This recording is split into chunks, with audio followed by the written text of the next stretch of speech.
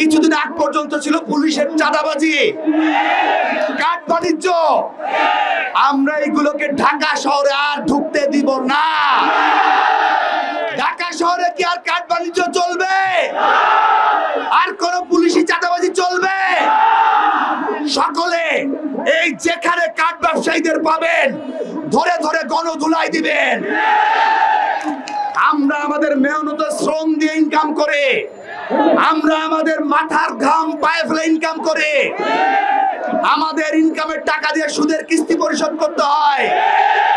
মনে রাখবেন, অনেকে রিক্সা মালিক আছেন, এই মালিক আর শ্রমিকের মধ্যে কোনো পার্থক্য রাখা যাবে না। মালিকদের জন্য বলি, শ্রমিকের স্বার্থকে অগ্রাধিকার দিবেন, কারণ শ্রমিক না বাঁচলে আপনার রিক্সাও বাঁচবে না। বন্ধুগণ, আমরা আগামী দিনে, আমি সংক্ষেপে বক্তব্য শেষ করছি।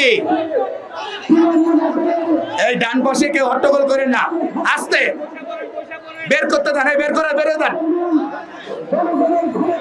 বন্ধুগণ, আমাদের এই বেঁচে থাকার লড়াই কি চলবে? আমাদের রুটি রুজির লড়াই কি চলবে? আমাদের ভাত কাপড়ের লড়াই কি চলবে? লড়াই লড়াই লড়াই চাই, লড়াই করে বাঁচতে চাই।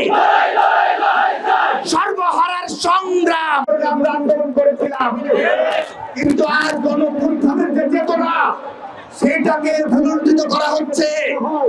আজকে তেলের দাম বাড়ে, তেলের দাম বাড়ে কি বাড়ে না?